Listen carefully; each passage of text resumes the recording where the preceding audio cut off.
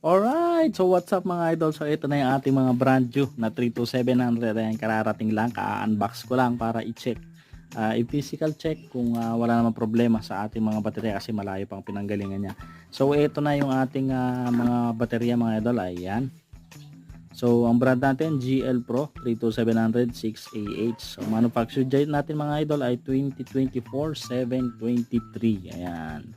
So magche-check tayo ngayon mga idol ng kanyang IR. Ayan. So check natin yung kanyang mga internal resistance. Ito yung ating matagal na inintay mga idol. So 200 pieces lang ito mga idol at naka-reserve na yung 108 pieces. Ayan. So sa mga gusto pa pang magpa-reserve mga idol, ayan. So PM nyo lang ako sa ating Facebook.